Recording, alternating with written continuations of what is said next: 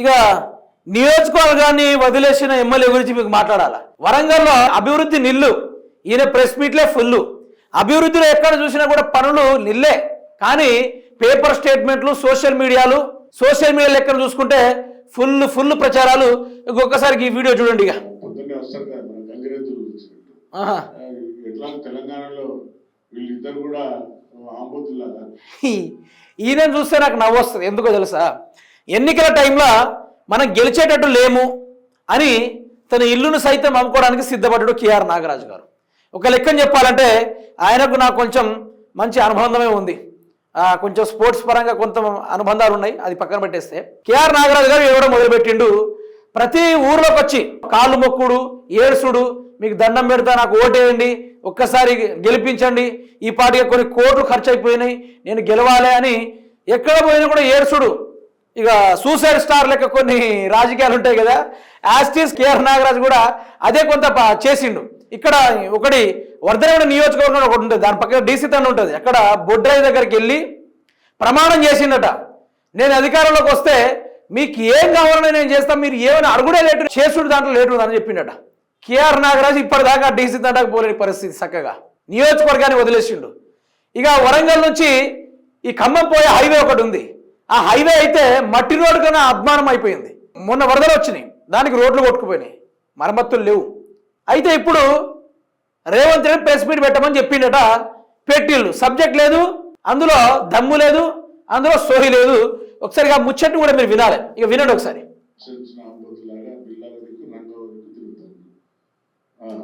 So మళ్ళీ వాళ్ళు మమ్మల్ని తిరుగుతారు, పాపం అన్నేతకు భావించారండి మా సోదరులు. సో పోయి ఒకటే బాధ, ఒకటే కన్నీటి బాధ వెళ్తా అంటే ఇక రైతులను అసలు మీరు కాంగ్రెస్ పట్టించుకుంటలేదని, బోనస్ ఇవ్వలేదని, మొక్కజొన్నలను పట్టించుకోరు, ఈ విధంగా దుష్ప్రచారం చేసుకుంటా ఇక అక్కడ ఆయన రాగానే ఉచ్చపడ్డదంట కాంగ్రెస్. వాడు కూడా అంటాడు, ఓ విధం అంటాడు. ఇక పాపం నిన్న జూబ్లీస్ లో చూసినాం కదా, ఎవరికి ఉచ్చపడ్డదు. ఇక సిగ్గు, మానవ, లజ్జ. అయితే మీరు చెప్పినట్టు కదా చెప్తా, ఉచ్చపడింది బీఆర్ఎస్ కా, మీరు ఒక మాజీ ఐపీఎస్ అధికారి, అదేవిధంగా ఇప్పుడు గౌరవ ఎమ్మెల్యే, మీరు ఉత్సాహించని మాట్లాడుతూ ఉన్నారు. ఇక మీ స్టైల్లోనే మీకు సమాధానం ఇవ్వాలి.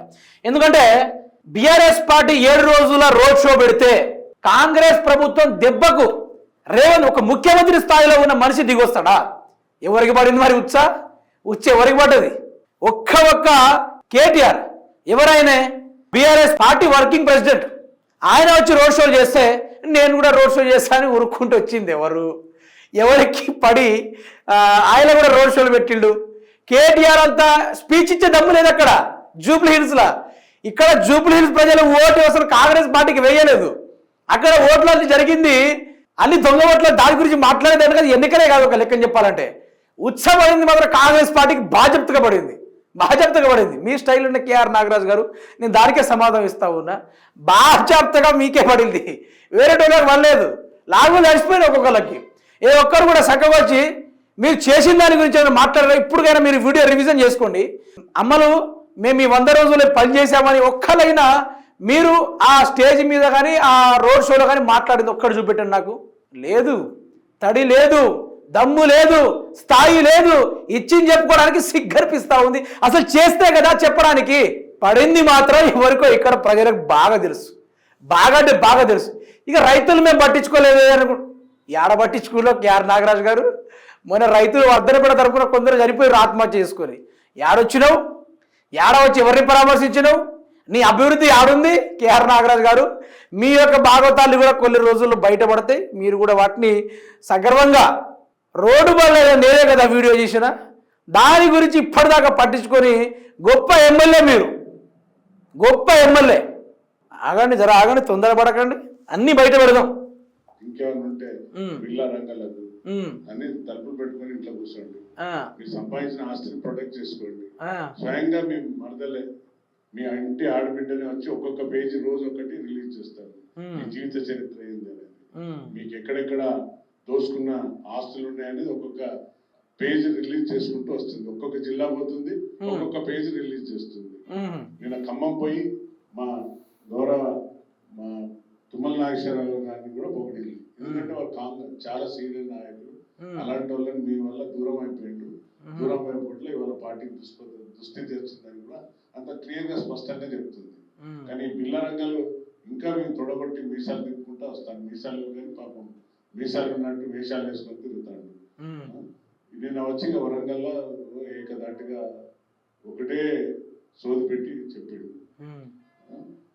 మరి మీకు బుద్ధి జ్ఞానం ఏమైనా ఉంటే మరి అప్పుడు రైతులు అడిగినందుకే వారికి మా సన్నమ్మ చెప్పింది బోనస్ లేదు, రైతు రుణమాఫీ లేదు, రైతు బంధు లేదు, ప్రజల యొక్క సంక్షేమం లేదు. కేఆర్ నాగరాజు గారు ఒక్కడే సూటిగా ప్రశ్నిస్తున్నా, మీరు ఈ వీడియో చూస్తే కనుక తప్పకుండా మా నెంబర్ మీ దగ్గర ఉంది.